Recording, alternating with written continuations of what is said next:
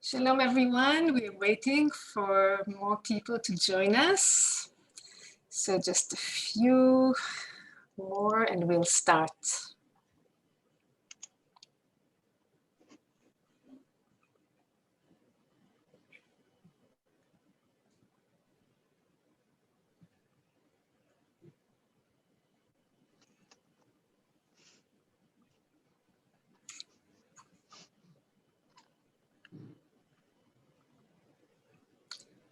Okay.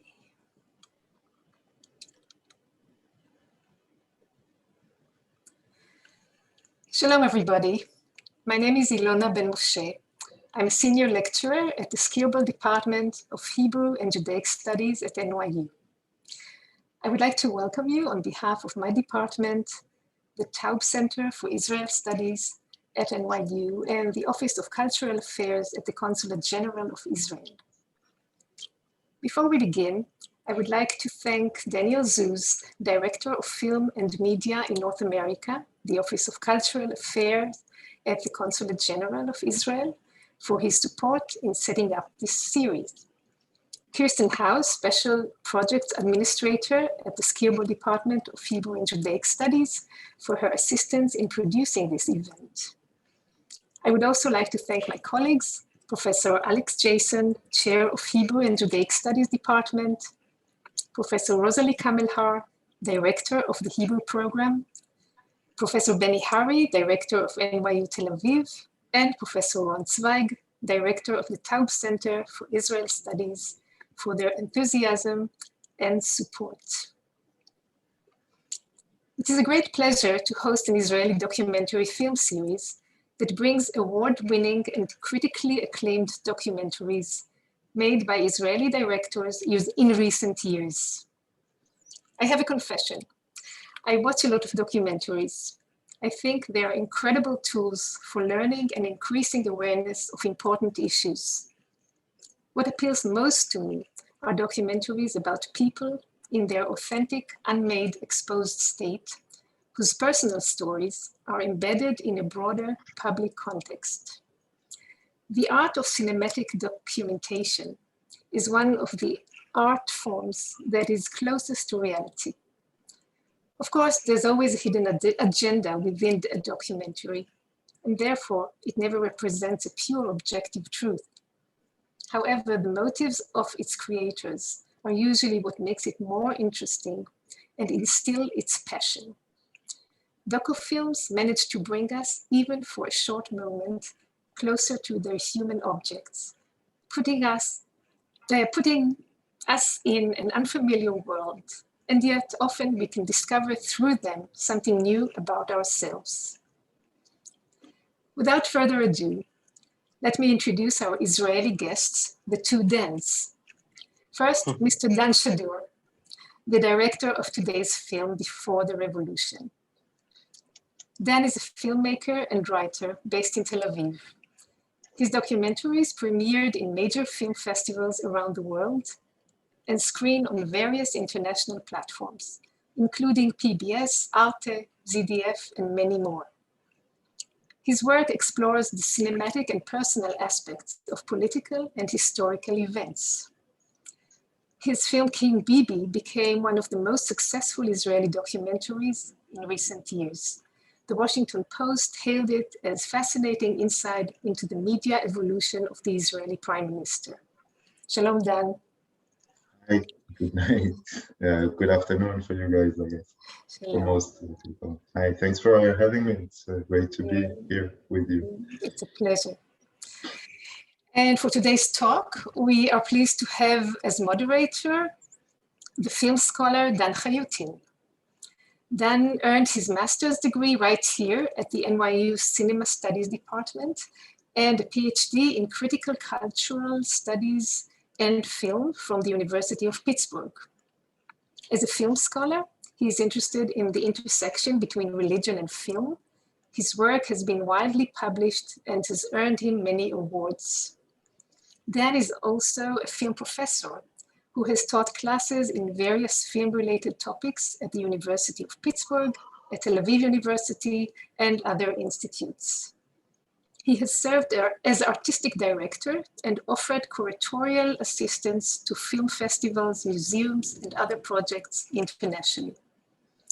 In addition to this, or to these activities actually, he is also an avid photographer and trained filmmaker whose short subject fiction and experimental films have been screened in various venues worldwide. Shalom, Dan. Shalom. And I'll leave the stage to you. Okay. Thank you. Shomim oti? Can you hear me? Yeah. Yeah, that's good. Yeah, we can hear you. Well, that's great. So I just want to welcome Dan. Hello, Dan. How are you doing? Hi, I'm good. Hi, Dan. That's great. That's great. So it's a real pleasure to have this conversation with you. It's been a while since we last saw each other. There's a little spotty internet here, but hopefully I won't get cut off. So if I do, don't worry, I'll come back. So we'll talk a little bit, around 40 minutes, I assume, and then we'll open it up to conversation with the audience. You can put your questions in the Q&A tab, and then I'll just present them to Dan at the appropriate time. But first, so Before the Revolution, your debut as a feature film, a documentary filmmaker. This is, well, it does talk about an often untold chapter of Israeli-Iranian relations. This is also a very personal, deeply autobiographical film, one that touches upon a formative period in your own family life, and the film is dedicated to your parents who sadly passed away at an early age. So much of it feels like a recovery or a reconnection with their memory in a certain way. So why don't you tell us a little bit about how you made the decision to make this film and yeah, the reasons behind it? Well, I don't think I ever really made the decision. I think the decision, I mean, this story was following me kind of forever before I decided to be a storyteller, before I decided to be a filmmaker. I grew up, as you mentioned, I lost my father when I was very young, and I grew up as a little child. We had a room with these big photo albums. At the time, they were as big as me, and I would go over them to watch my father, to watch us as a family in our happy era. And most of the photos were taken in Iran. And this magical scenery and all the trips we used to take to Isfahan, to Persepolis, to all these beautiful places that looked very beautiful on film. But I grew up in the 80s in Israel, and growing up in the 80s, Iran was the big devil. It was, I mean, what you saw on the news at the time was you know, the Ayatollahs, the black veiled women shouting "Death to America, death to Israel." They were the devils. So I think I grew up with this contrast of, on one hand, this very violent and hard images, and the knowledge as the good Israeli child that you should be afraid of these people. And then on the other hand, I had my family photos, which portrayed this ideal scenery. And this was always intriguing for me. This was always something that I knew I wanted to touch upon. And then towards the end of my film degree in the Tel Aviv University, I started going deeper into this story, and I found a few things. First of all, that behind our little personal story and the friends that I knew my parents had from Tehran that we meet over and over, everyone had the same living room with the same carpets and the same samovars and the same artifacts from Iran, and the same stories about the maids and the drivers and the paradise life that everyone had, not just us with our specific story. I started reading, and I read the memoirs of the high-ranked officials, Israelis who served in Iran, and I was blown away by the scope of the cooperation. This was not just another country that Israel was in relationship with. This was the most important strategic and economic alliance that Israel had. At the time, maybe even more important than the US. It was huge. There was planes going daily from Tehran to Tel Aviv and vice versa. There was huge commerce, and there were crazy cooperation on the security and military level, that if the Shah, if the revolution wouldn't have happened, the atomic weapon that we dread so much these days would have come to us on Israeli technology. So when I read these memoirs and these stories, this blew my mind on the historical level. And when I continued to research and to meet people, I found another treasure, which is the 8mm films that Israeli had there. And my family, my father had a Minolta stills camera, so he shot a lot of stills, but we didn't have any films from Iran. But I started seeing the films that other Israelis shot, whether officials or just families. And this was just beautiful images, something about the, you know, the first of all, the material, the colors of the era, the way it looks, and then the opportunity of peeping almost into a place that you cannot see anymore. Because, you know, naturally Israelis, they can't go officially, at least, has not been in Iran. It was 30 years then, now it's 40 years. And then you can not only see Iran, but you can see Iran from Israeli eyes, which is something that we cannot imagine these days. And this was kind of the eureka moment for me, because, you know, when you make a documentary, there's lots of great stories in the world, but at the end, you need, when you come with an idea or with a story, the first thing you'll be asked is, what is your access? How do you tell this story? And when I saw this footage, I realized, well, there's a beautiful way to tell the story, and that's how this journey began. So this segues nicely into really the formal strategy or the stylistic structure of the film, which oscillates between archival footage and mainly, as you said, these home movies, these 8mm home movies, and interviews for these retrospective viewpoints on what happened and how it was. And I wanted to ask you a little bit about the let's say the practicalities of it, and then maybe even talk about the relationship between these two types of materials.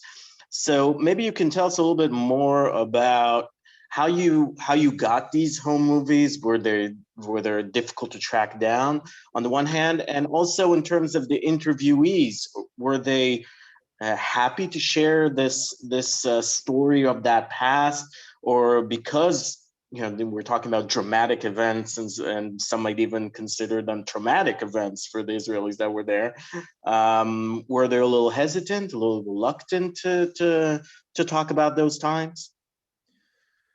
Well, I think I had it's an interesting question that touches upon my position in making this film, because this is, on one hand, it's a very personal film. On the other hand, and the motivation to make it is very personal, and my family is there. But on the other hand, you don't, I mean, most of the film is not the personal aspect of it. So my point of view is very personal, but at the end of the day, you don't learn so much about me or my family. But I think where this personal point of view is very evident is through the interviews, and why do these people talk to me, and how do these people talk to me. And this is how I approach them. I approach them as someone who has a personal connection to the story. Some of them knew my parents personally, some of them didn't, but it was always about that, about me being kind of part of the family, and creating this kind of, or trying to create this kind of intimacy with the protagonist, whether they were friends of my parents or whether they were the former ambassador, etc. So I think it's something about the point of view of the film and the way we chose to film it as well. In the people homes, the camera is always very close to the protagonist, and I wanted to be intimate with them and also have a glimpse of the background, which is kind of, because in a way this film, we'll probably talk about it more later, but this film is kind of, it's about the Israeli bourgeois in a way, more than it is about Iranians or other things. It's the story of these people, and I wanted to show them in their homes. The 8mm films were, yes, it was a long journey of getting the amount of films that were needed to tell this story, because most of the films were about just trips, kind of trips to the same places. So you have to gather a lot of footage to try and recreate life there, to get this street, and this street in the snow, and this street in the spring, and the playground that we used to go to. So yes, it was a long journey. And of course, I mean, the home video, the home footage is half of the story. Then you have the news footage, which comes when the revolution, especially when the revolution breaks. And this is again the story of the media in this in the revolution, and how things were shot is another thing we can talk about later, maybe. Yeah, definitely. The way that that the archival footage allows you to move from the home movies to the more media news footage makes a very nice transition and sort of broadens the scope. Yes, and it's an interesting thing, because this was this revolution was the first revolution to be broadcast live to the world. There were a few technological advances at the time. One were the cassettes that Khomeini used to communicate with the followers in Iran when he was in exile in Paris. So when we have, I mean, they didn't have naturally Facebook or Twitter, so that was the way to communicate, which was new at the time. They had like little cassettes, and they would bring it into the bazaar, and he would talk to the people. And then on the other hand, you had like everything was broadcast live, and this really affected events, and it affected the footage that I found 30 years later in terms of what you could see. And part of the idea of the film is this transformation from this paradise you see at the beginning with the home videos and the kids playing in the snow, etc. And then it turns into more violent scenes, which is naturally not things that people could shoot anymore. Yeah, and there's a sense of a paradise lost for the Israelis who were living there at the time. And I want to think more about this this contrast between the interviews on the one hand, and especially the home movies. And I think that contrast is really striking because it brings up the precariousness, the instability of this idea of home. And the home movies are home, as you say, you get to peep into people's lives. And they seem very much obsessed with documenting their lives. So you really get an intimate view, but at the same time, it feels like a bubble ready to burst. Is this the foundations are not as stable, and something is going to pop anytime soon. And as we know, both on a political level in Iran, but also on a very personal and tragic sense in your own family. Yeah. And the contrast between that and the interviews, which are very formal, very, they're somewhat less intimate. And they give us this sense, but they're still shot at home. So there is a lot of sense of what is this home? What are these connotations that we associate with home? Is this the paradise lost? Is this a thing that was so great that we want to return to, that stability, or was it always, in a sense, unstable? So I think you brought on a lot of things. I think the starting point for me was this very personal feeling of paradise lost, which was very specific to our family story. But I think I tried to elevate that to touch upon other things. One of the things that were very striking to me was growing up in the idea that we had this paradise, and then these bad guys came and took it away, and now it's gone, which was, you know, kind of a common sense of history.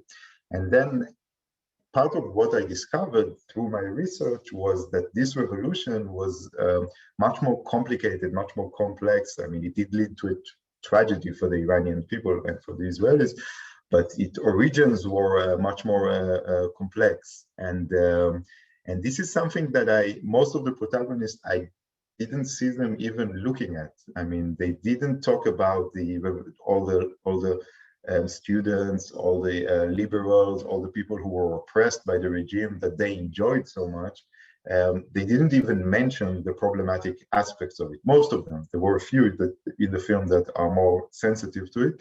But my mom, as I knew her, and her friends, it was never even an issue, the fact that they were benefiting from a pretty cruel dictatorship.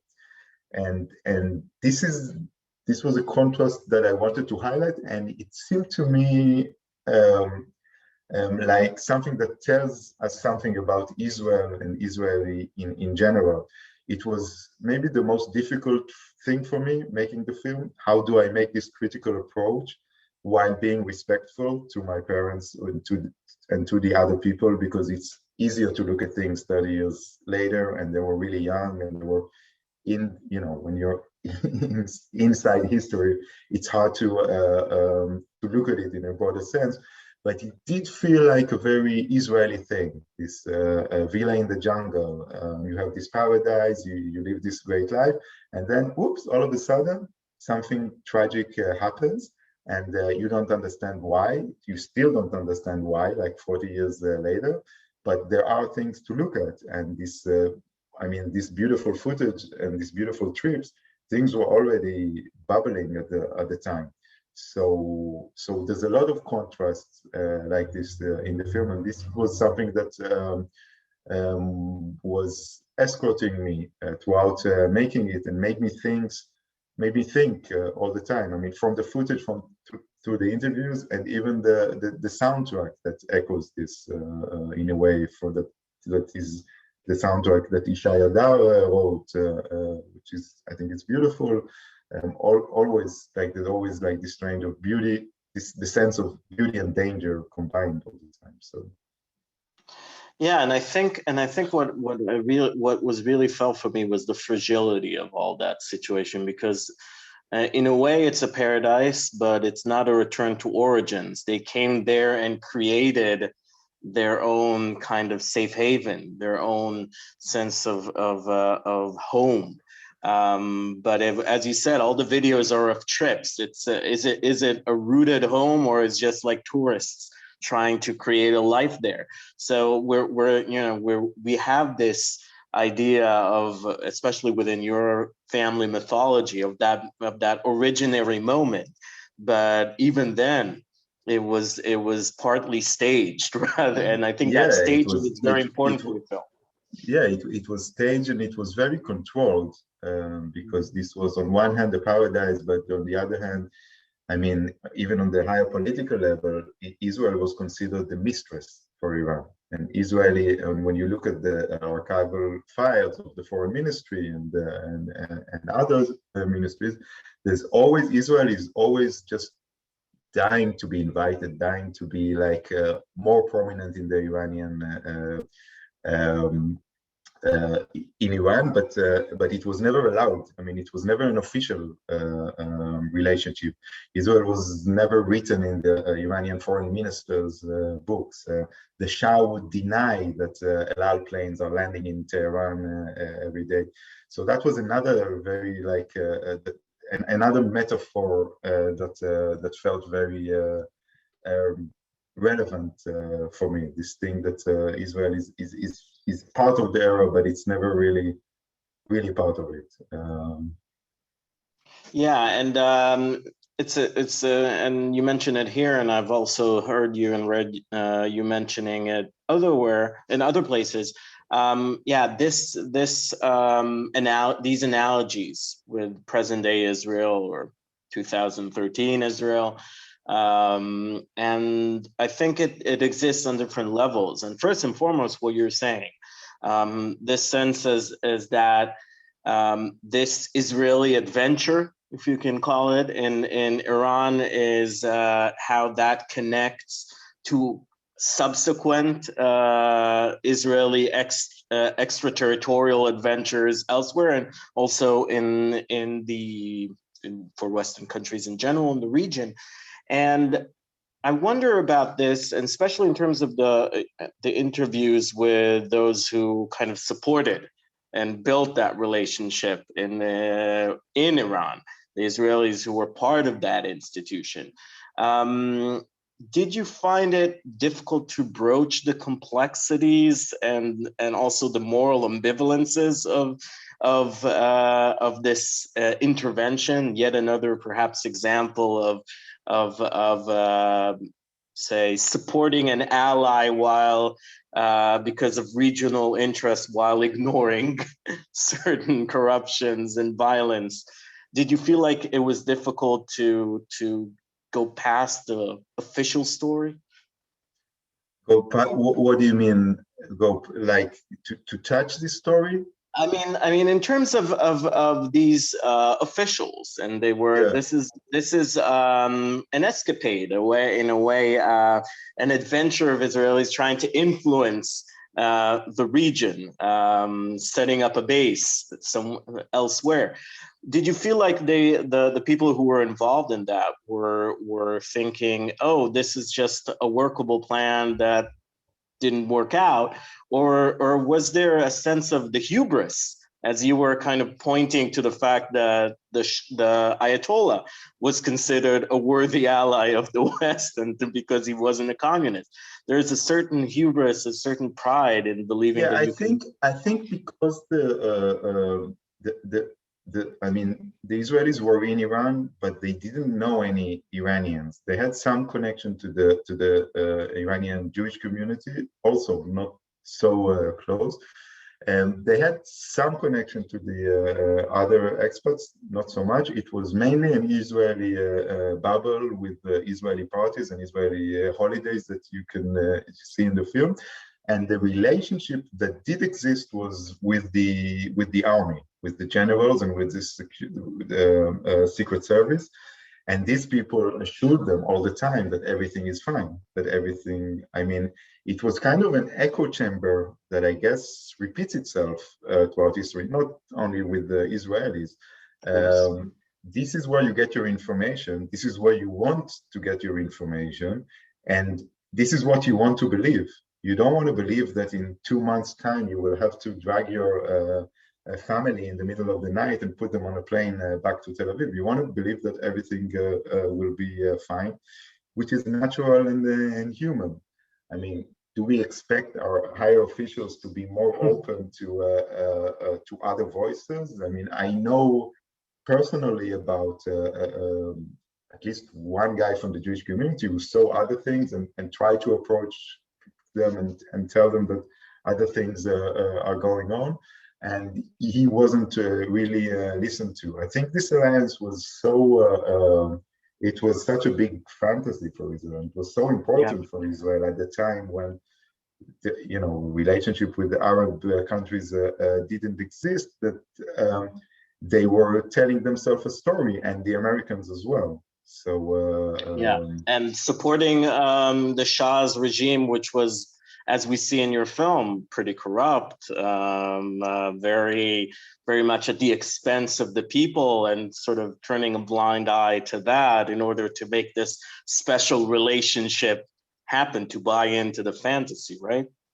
Yeah, but then again, this is something you see. We're like some of the protagonists told me, we're kind of surrounded with the dictatorship, so you have to make rough decisions. While I was making the film and I was a bit younger, I think I was more critical to that. Today, I don't think you will say to any Israeli leader who will create a peace deal that no, he's a dictator. I mean, this is what we have around us. But definitely, you shouldn't be surprised when the people who are oppressed are rising up and want change. And I think you were, what's really evident in the interviewees, not necessarily the ones who belong to the institution, the Mossad, the embassy, but the people of the community, the Israeli community. They were, as you were saying, they were surprised, but they were in a way in a state of self-imposed blindness to what was going on. They were living in a bubble, and yeah. Yeah, no. When I think of my parents' friends and my parents, they were I mean, you always have to remember what era we're talking about. We're talking about the 70s. Like one woman says in the film, we would bring like Pampers to Israel. There was like, you know, Israel was very modest at the time, still kind of a socialist country. You wouldn't go abroad so much. It wouldn't be something you weren't allowed to have bank accounts outside of Israel. Yeah, it's like very. I mean, we're really talking about the years before the change, before like 77 Mahapach, and like where a lot of people wanted other things. But at the time, everything is very modest. They're young people. They are the first generation of Israel. They were born in around 48. They grew with the Zionist dream and kind of the socialist dream. And then suddenly they have money. They're young. They have time. They can travel. They can. They have mates. They have like the Naomi says in the film. We came from the kibbutz, and suddenly we have a maid. We helped her wash the dishes at the beginning. I can understand why you're not bothering yourself with asking what's going on with the where is this maid going, where does she live, and how does she support herself, and all these questions. And I think it was the revolution was always also connected to a broader leftist thing that was going on at the time. Decolonization. Edward Said published Orientalism at the same 1978. There was a lot of action on this scene, and my parents were not connected. Yeah, and I think you were making earlier a statement, or maybe raising a question about the political implications within our present society of Israel, whether and that whether it's a similar blindness because we've gotten accustomed to or many good things. Is there a similar, at the same time as trying to be compassionate about your family and your story and the needs of those people, and being honest as well, because when I was filming when I was filming and I was sitting in this beautiful, mostly beautiful house, talking to the people. And you think about your situation where 15 minutes from your house, some things are quite terrible happening today. So, I mean, you're kind of always part of it, and it kind of happens all over the world. I mean, to live in this world, you can't be conscious all the time of the atrocities that are being made sometimes in your name. The people who live with it all the time, it's very difficult life. So there's always a sense of blindness that you kind of have to accept to live your life, but it's always there, and there's always this fragility, especially. I mean, this is something very Israeli, I think. This sense of fragility, this thing that can be taken away. Yeah, it can be taken away. So we should really party. No, and I think that there's something very delicate and very, I think, as I said, compassionate about the sometimes the wicked webs we weave, the fantasies that we build, the paradises that we construct. and that sense of something always overshadowing. The more we're investing in these paradises, maybe that's an Israeli trait, as you say, the more we're terrified that it will be taken away. So it's if it is blindness, it's standing on a precipice, standing on the verge of being taken away and unveiled. But you're also, in a way, as you were saying, this is a film about the Israeli bourgeoisie in Iran at the time. But it's also, and especially when you move from the home movies to the media, we really get into the thick of Iran at that time. Those things that were outside the paradise that was lost, that caused the paradise to be lost. And I think that topic really hits home in relation, we know of Iran mainly through the post-Khomeini or Khomeini and post-Khomeini representations, the Islamic State, and all that entails in terms of its relationship with the West. But here, we at that moment where that you bring for us to see, we see the revolution in its earliest stages, and it's a lot about people wanting change and wanting personal freedoms, and want to be liberated. And I remember looking at the footage that you brought in, and there were women without the burqas, and calling for Khomeini to bring that change, but in a way that didn't pan out. The exact opposite happened. So I wanted you to perhaps tell us a little bit about how you see that moment, and especially because I've read that you've talked to viewers of Iranian descent. How did they see that representation of Iranian history? So like I said before, the idea of revolution not being Islamic in its roots, or not being only Islamic in its roots, was something that maybe I had a vague idea about, but I didn't know how deep it was. I didn't know how many students and liberal and leftist, how many people were in it. Like, it wouldn't have happened otherwise. This wouldn't have happened if it was only the Islamics who were wanting to make a revolution. And it was fascinating for me to discover and try and show it in the film. When I finished the film, I had no clue how it will resonate with the Iranian crowds. The first screening were in hot dogs in Toronto. Toronto has a very big Iranian community.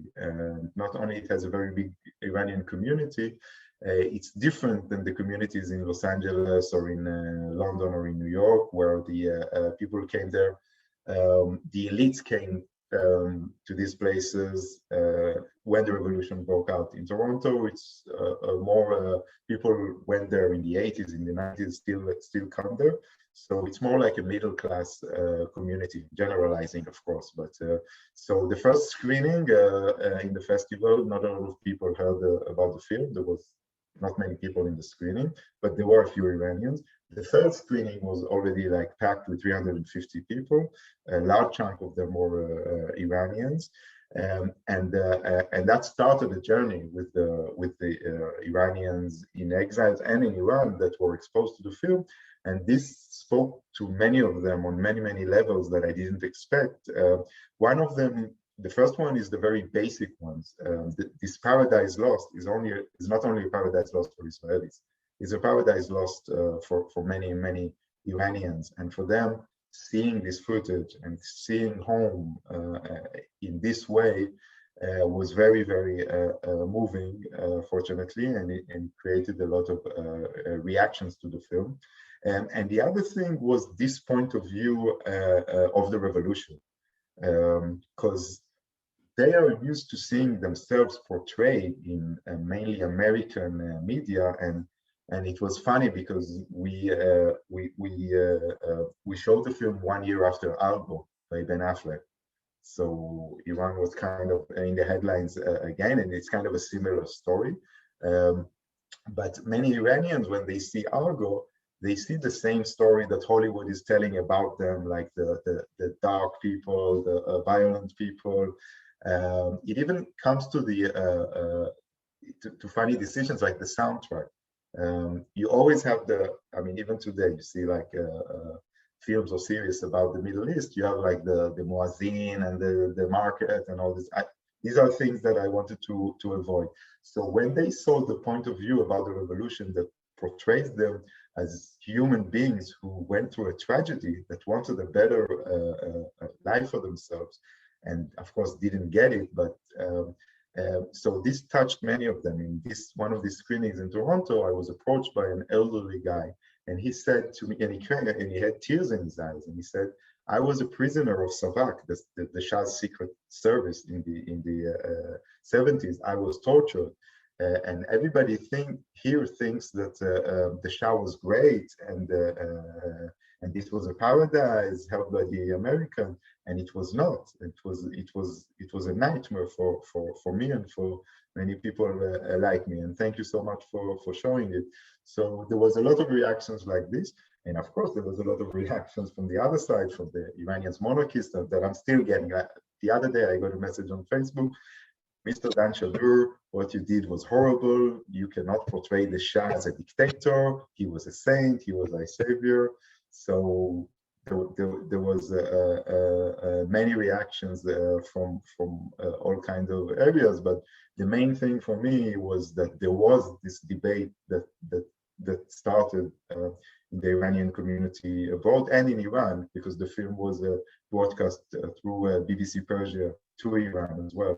So I got messages from Iran, and this was really heartwarming and kind of, this is what you dream of happening when you make a documentary, this kind of a reaction in real life through the film. So yeah, that was amazing. And then I met a lot of Iranians, and I learned a lot of things about Iran today as well, thanks to the film. So yeah.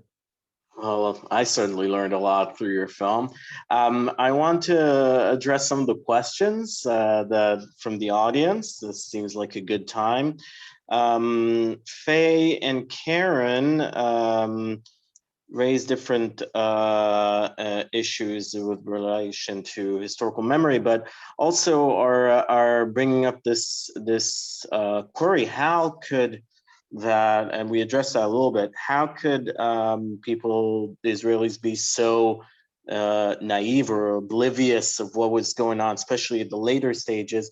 But also, Karen brings up the question of, the Savak was doing, the Secret Service was doing some arguably immoral things, and Israeli officials there were in many ways supporting that, or at least providing aid or not stopping it. So I think what comes out of that is how much of especially with the interviews that you had, how much of a moral reckoning was part of the conversation. Just so looking back and saying, well, not enough to stop Israel doing the same thing now with the Saudi or the Emirates or Turkey in the 90s. This is like an ongoing story. So if you had a moral reckoning, maybe it would stop.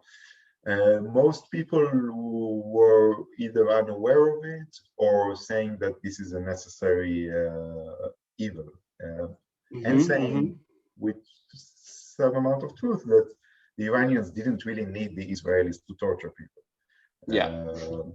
But which is also true. But yeah, no, generally, I think most people either were not aware of it or still do not think there's a problem with what Israel did.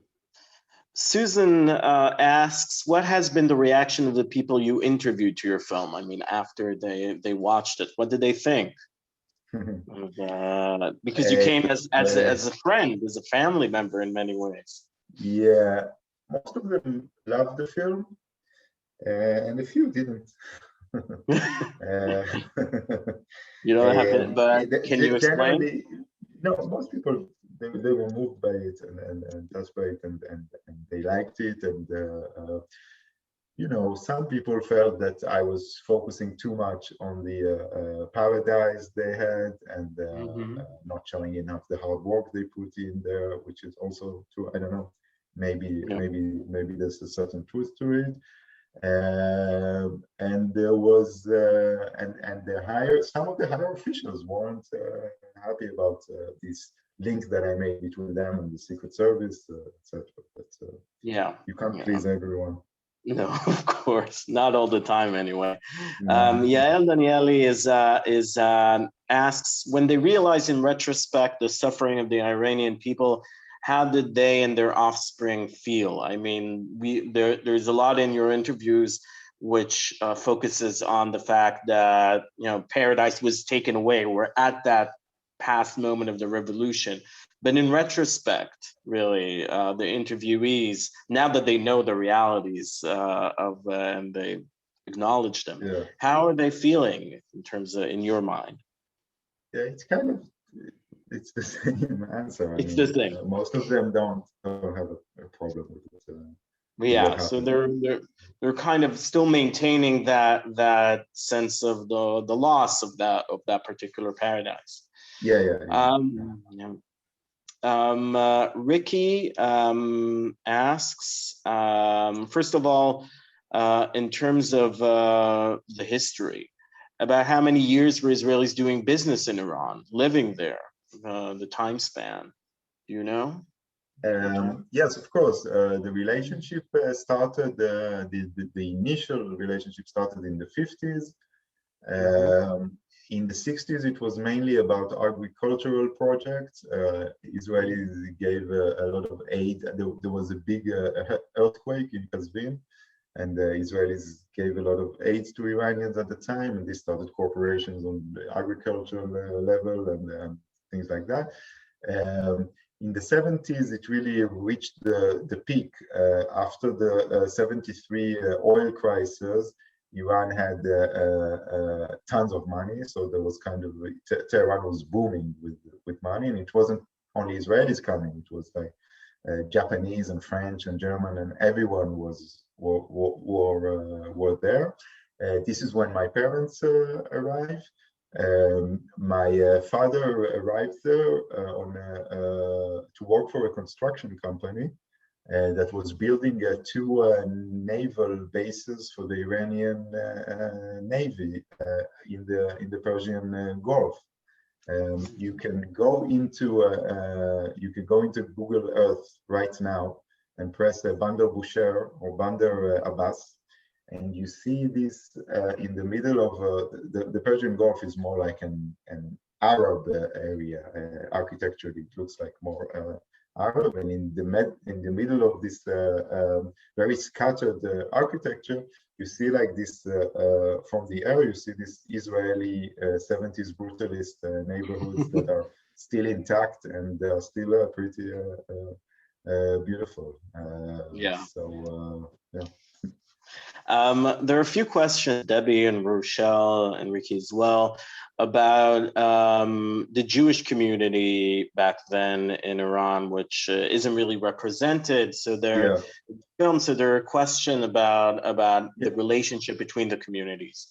So I would say something more general. Even through the research, I met a lot of Americans and Iranians and all kind of people, but there was a decision quite early on to only speak to Israelis, because in a way, for me, it's a story about Israel more than anything else, more than it is about the Israeli-Iran relationship. It's a story about Israel, and it's a story about Israelis. So I wanted to focus on that story, on this protagonist. The Iranian Jewish story is amazing. It's so complex and so interesting that I didn't just want to pass through it in a way. This deserves like a different documentary, probably more than one. In general, the relationship were sometimes close, but there's something distinct about the Iranian Jews that make them very connected to the nationality, I think, more than other Jews in the Middle East who saw themselves foremost as Jews and maybe Zionists, and only then as Egyptians or Lebanese or Syrians. I think because the community there is actually the most ancient in the world. I mean, they go back to the Cyrus days. there's a certain connection between Iranian Jews and Iran in general that was very evident there. And I think it created sometimes a certain gap between the Israelis and the Iranians. I think the Israelis were sometimes a bit arrogant. They were sometimes thinking that, yeah, we're the tough, strong Israelis and you should learn from us. And they didn't always realize that they're speaking with people with a very ancient heritage and a different way of looking at things. So it was kind of a complicated relationship, and that's part of the reason you still have a pretty large community in Iran today. But it's a fascinating story, and it's a fascinating story about the Jews during the revolution. But that's really, we can talk about. Robin asks, based on the Iran experience, and do you think there should be more caution with Israeli relationship with United Emirates, Bahrain, or is this a different situation historically because it's open and with public accords? Are we seeing a similar situation happening today along these lines? I don't know. It's hard to make these analogies. It's different because it's on the open and it's official relationship, which is already better. I think one of the things that are similar is the idea of the enemy of my enemy is my friend. Yeah. So this is kind of things are not usually being made through love, but through strategic interests, which is fine.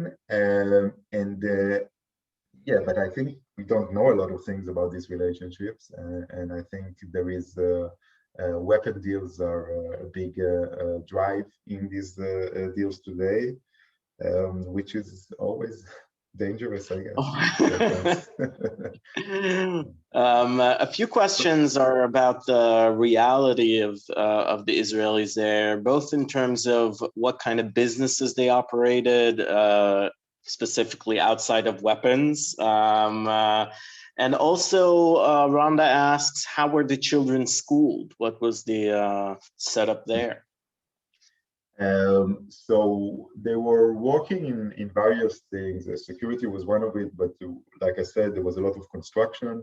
The Tehran Hilton was actually designed and built by Israelis.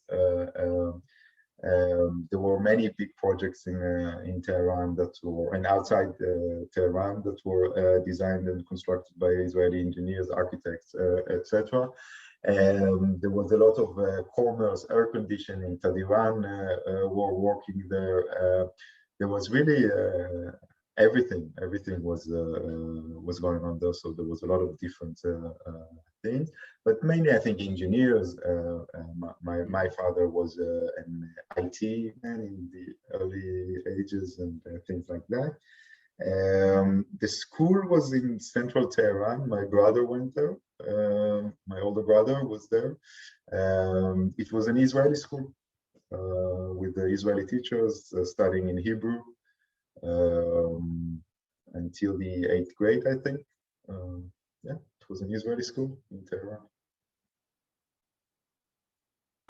I have a few questions here about the influence of Iranian Persian society. Was there, in a sense, for that community, a desire to see the local culture and to experience it, or was this a very Western enclave or Israeli enclave? I think it was a very Israeli Like a bubble. They were busy with themselves, with their holidays. Mm-hmm. They weren't too interested in what was going on outside. And it was the way it was built, even if they wanted to, the Iranians, the Savak, the Secret Service, was monitoring every movement of Iranians working with Israelis. So they couldn't really become friends even if they wanted to. So there was a sense, and I guess the Israelis felt it as well. They didn't want to mix. Yeah, I get mixed up with it. Yeah. And that's another question that about their escape. Some of the questions here bring up whether they were able to leave with their possessions, with money, with furniture, and how come the Israelis did manage to get out in time while Americans and Canadians were as Argo tells us, were pretty much stuck there until Ben Affleck goes to save them. Because we don't have Ben Affleck. You have to take care of That's yourself. true. That's true. You need to get things. I think most people got the things out. They didn't have. They knew they were there on temporal basis, so it's not like they had their whole lives there. So I think they managed to get most things out, with some exceptions. I know of people who left everything behind as well. I think at the end of the day, maybe the Israelis were, they were part of the story in a way that other nations weren't. And it was the big Satan, the US, and Israel, the little Satan. You didn't have it with French, you didn't have it with Canadians, you didn't have it with British people who actually, they still can go to Iran. I mean, they maintain a certain kind of a relationship. This is not a traumatic event as it is for Israelis and Americans and Iranians. I mean, this is the main triangle, and this is why the relationship are still so intense. There's so much history to it and so much meaning to it. And as much as Israel and Iran are enemies today, there is so many people, so many Iranians that I know, that many Israelis are in touch with, and I'm still getting messages from Iran today. I think there's a great similarities between the people, for good and bad. It's two nations that are very traditional on one hand and very secular on the other hand, and this kind of mix. Very proud of their heritage, very smart, and can be very deceptive as well. So this is kind of a clash that now it's on the animosity end, but it was on the other hand, and hopefully it will still change in the future. Well, that's great, and we're kind of running out of time, but there are a few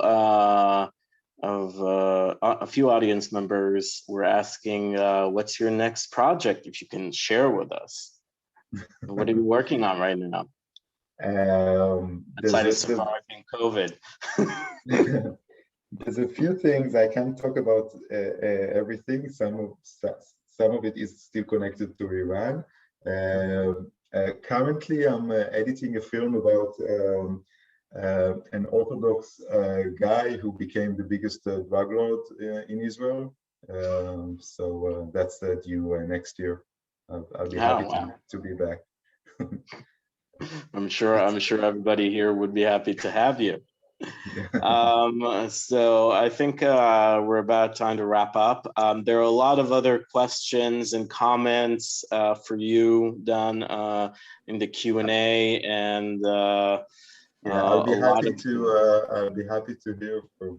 I mean, I couldn't go throughout all of the questions, but you're welcome to contact me personally if there's anything. So then, before I pass it on to Ilona, thank you so much for being part of this event, the focus of this event, and having this conversation. I learned a lot. I'm sure the audience learned a lot. Ilona? Thank you, Dan Shadur and Dan Chyutin, for this fascinating conversation. And I want to thank our dear audience for joining us today. I invite you to watch the next film in the series, Unveiled, over the weekend of April 10th. And please join us for a discussion with the director, Shaked Goren, on April 11. I hope to see you there. Have a wonderful afternoon and a good evening if you're in Israel. Bye. Bye bye. Thank you. Bye. Thank you.